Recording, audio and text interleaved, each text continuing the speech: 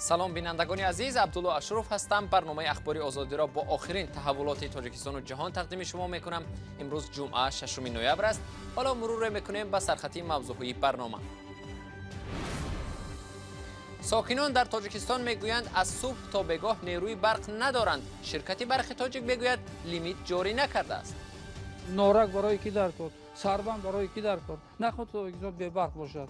تاجیکستان دیگه دولت ها با برق داشته است که یا زواد آلومینی تاجیک بی برق نمیتواند که. جو بایدن نامزد از حزب دموکرات در انتخابات آمریکا از دونالد ترامپ رئیس جمهوری فعلی پیش گذشت. با کم شدن گزارش ها درباره سرایت کووید، تئاترهای تاجیکستان دیگر باره باز شدند. مشکلاتشان همچنان زیاد است و به کمک و دستگیری احتیاج دارند. برای رشد تئاتر در تاجیکستان فقط حکومت میتواند که مساعدت کند. یک هفته است که ساکنان برخی نواحی تاجیکستان از کمبود نیروی برق شکایت دارند. با گفته ساکنان از ساعت 8 صبح تا 17 بیگاه انتقال نیروی برق قطع می شود و زندگی با چنین احوال مشکل است. مردم میگویند مقامات مثل سالهای پیشین لیمیت برق را جاری کردند، اما مقامات میگویند هیچ گونه محدودیت یا لیمیت نیست. ادامه موضوع در گزارش همکارانم مولا رجب یوسفی و افسانه اکابرشایوه.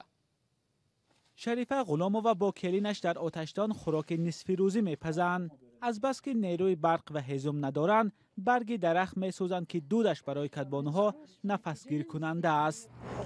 یک درخت زدی با علو کردیم هدی شدت هم خزانه بیشتر ما به علو میکنیم. آب قشلوقو بیشتر از او قشل میگرم.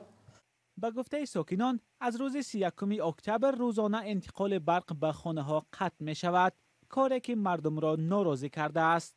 عیب است، البته عیب است. ترقیات علم و فن ببینید، آدم‌ها در کایهان برآمده در بالا گشتند. نورک برای کی در کار؟ سربند برای کی در کار؟ نخود تاجیکستان بی برق باشد. تاجیکستان دیگه دولت ها با برق داشته است که یا زواد آلومینی تاجیک بی برق نمیتواند که. چون برق میتونن زواد و کار میکنن، فرزندا کار میکنن و مهون خلق قشلاق با برق نمیتونن. شکایت ها از قطع نیروی برق نه تنها در کنارهای دوشنبه بلکه در ولایت های سغد و ختلان هم شنیده می شوند. مردم از بازگشت لیمیت صحبت می کنند که سالهای طولانی آنها را بیزار کرده بود. علاوه همه خیلی چراغ گیابی وقت در میگیرد، اگر روز وقت میمورد، همین شکایت ما میخیلی و خواهش میکنیم که هر آفرا که همین بر وقت داگرون همه آدم یک بی وقت اکور بیاد اگر همه او خواستش گویا یک چراغ دیده خورد دیگه همین التماسی ما. مقامات میگویند لیمیت نیست و سبب ساعتها محروم شدن مردم از نیروی برق تعمیر تجهیزات و آمادگی به زمستان است. در آستانه زمستان تجهیزات‌های کلان برقی همه وقت به تعمیر فرا گرفته می‌شوند. بنابراین یک چند روز ممکن برق زینه به زینه خاموش کرده شود.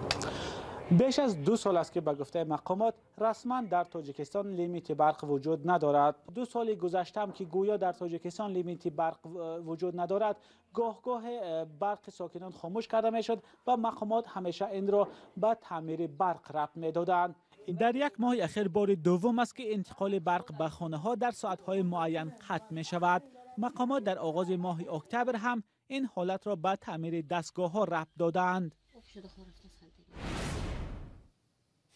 جو بایدن معاون سابق رئیس جمهوری آمریکا از جهت تعداد آرای هیئت‌های انتخاباتی در ایالت جورجیا از دونالد ترامپ پیشتر گذشته است.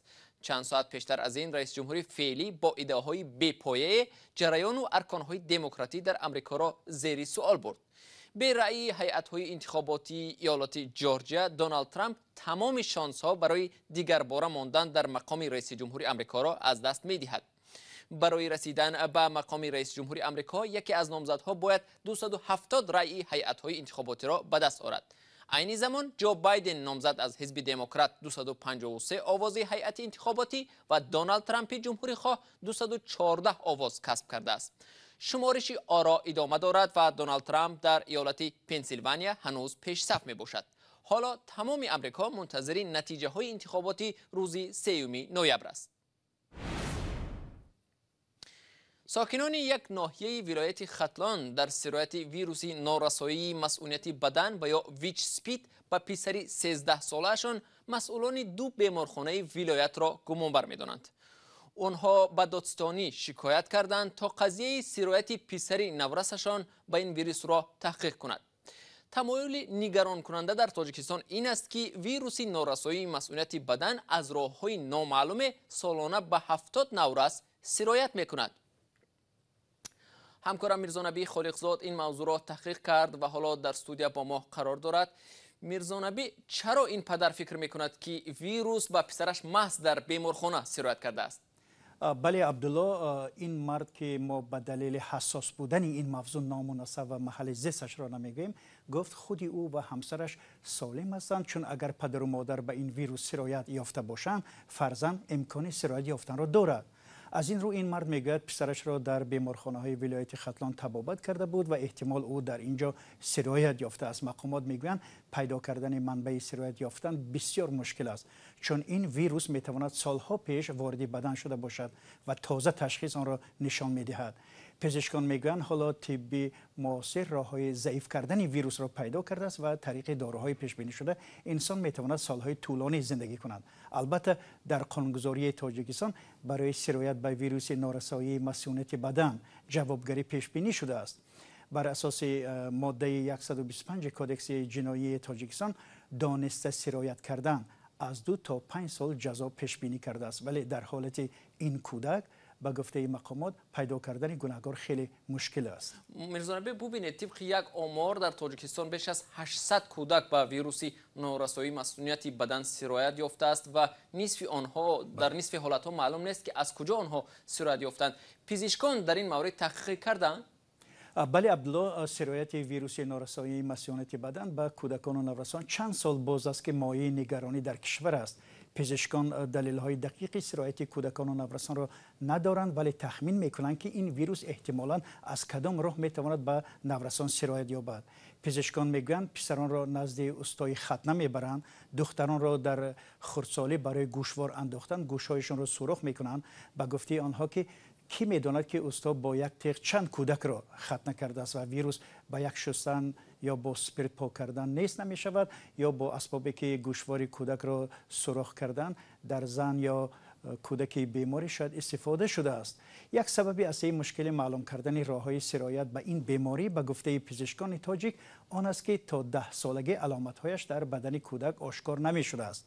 تنها وقت کودک را تشخیص می کنند که مثل این نورسی 13 ساله طولانی بیمار می شود. سال گذشته مقامات وزارت تندرستی تاجیکستان دستور دادند که پسران را پیش از ختنه حتما از تشخیص ویروس نارسایی مسئولیت بدن گذرانند. آنها سبب چنین تصمیم را به افزایش این بیماری سرایتی در کشور از جمله در میان کودکان ربط می‌دهند. تشکر میرزا نبی برای صحبت.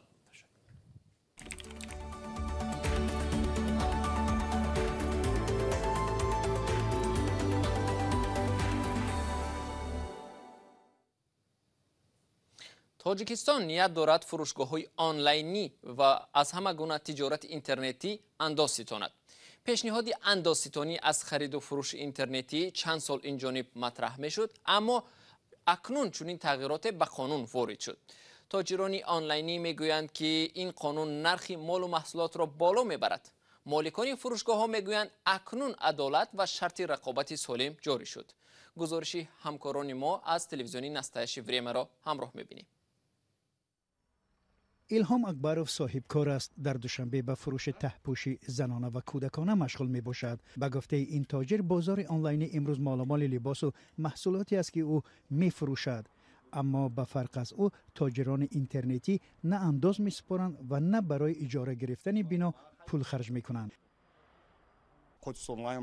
ما مالمان را آنلاین می فروشیم و یا به واسطه از فروشگاهمان حتما چک می دهیم.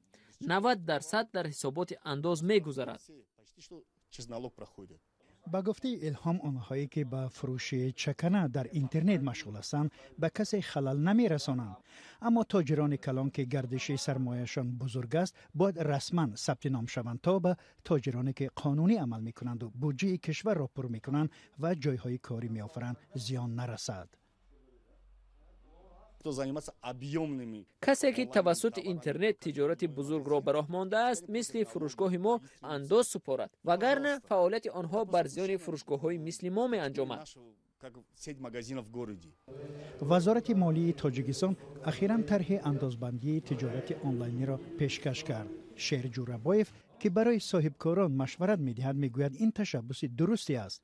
اما این تحلیلگر میگوید چگونه خرید و فروش های اینترنتی را می شود نظارت کرد تا ساکنان در تاجیکستان تجارت آنلاینی خود را رسما ثبت نام کنند.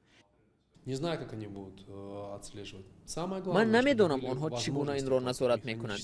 مهم از همه آن است که امکانات تکنیکی و یا به واسطه پرداخت وجود داشته باشد. سالهای اخیر ابزارهای پرداخت آنلاینی در تاجیکستان یک بار اوج گرفتند. ببینید که چقدر نرم افزارهایی هستند که می شود توسط آن همه گونه پرداخت ها را انجام داد. این روندی طبیعی رشد تجارت است. فکر میکنم تدریجاً از این ساحه نیز انداز می‌ستانند. مقامات در تاجیکستان چند سال باز این جانب برای پر کردن بودجه منبع‌های نوی اندازبندی می‌جوید. علاوه بر این هر سال قسمت درآمد بودجه را بدون ارزیابی وضع تجارت صاحبکاری بالا می‌برند. طرح بودجه دولتی سال آینده هم با وجود پاندمی کرونا ویروس در تاجیکستان و جهان در قیاس با سال جاری 6% زیادتر ریزی شده است. وکیل پارلمان سید جعفر عثمانزاده میگوید با سبب پاندمی کرونا ویروس وضع تجارت صاحبکاری در کشور خوب نیست و تخمین میکند که افزایش از حساب دیگر منبع‌های درآمد تامین خواهد شد. 7 نوامبر از تأسیس نخستین تئاتر در تاجیکستان 91 سال پر می شود. موسم نو را تئاترها در تاجیکستان در شرایط پاندمی کرونا ویروس شروع کردند که شمار بینندگان را در تالارها محدود می کند. این در حالی است که به این هم تئاترها از کمبودی تماشابین رنج می بردند. درباره موسم نو تئاتری و تاریخ مشکلات تئاترهای تاجیکستان سروینازی روح‌الله گزارش می دهد.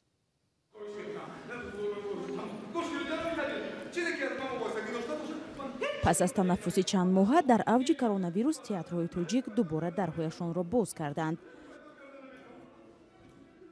گروه نمایشنامه‌ها را از طریق آنلاین تماشا می‌کنند، گروه دیگر با دهان و بینی بسته به تئاتر می‌روند. خواهش خودی تماشابینان یعنی با هنرمندان میگویند تماشابینان تا حد پزمانی دیدن نمایشنامه‌ها شدند و به سراغ تئاتر می‌آیند. اثبات این همین است که مثلا همین روزی 31 وقتی که نمایشنامه پزشکی پارون در رپرتوار تئاتر وارد کردن یک روز به مرز تماشا گذاشتند، 5 روز همین با خواهش خودی تماشابینان یعنی با کسایی که شد یعنی که اونا در اومدن تماشا کردن.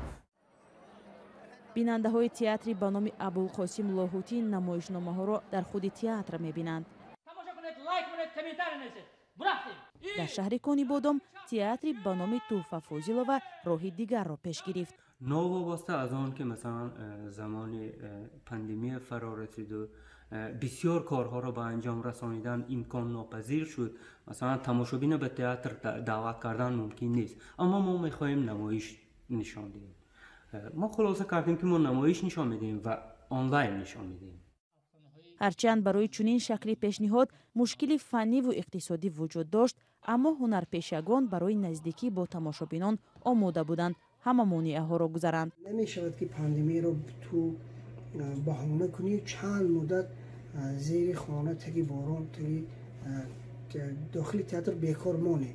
یعنی که راه نوی پیشنهاد نمایش این است، معلومات میتونه که دیگر تئاترها نیست از این استفاده کنند. با وجود فعالیت 91 ساله تئاتر تاجیک با مشکل‌های زیادی روبرو است. از جمله نبودی نمایشنامه‌های دیدنی، مزد کمی هنرپیشگان، سنزورای نونوشته و کم بودن تماشابین.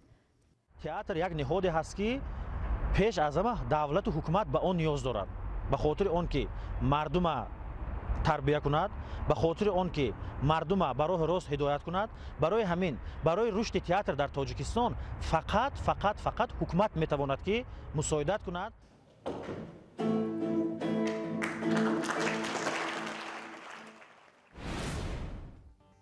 و بینندگان عزیز، اینجا وقتی برنامه اخبار آزادی به پایان میرسد. تشکر از شما که تا این لحظه ها با ما بودید.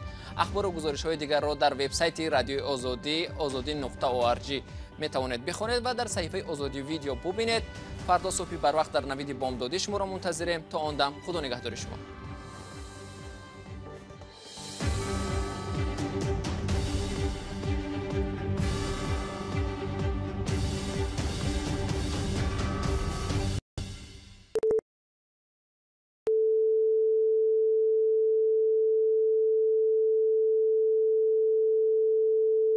This is Radio Free Europe, Radio Liberty, Praha.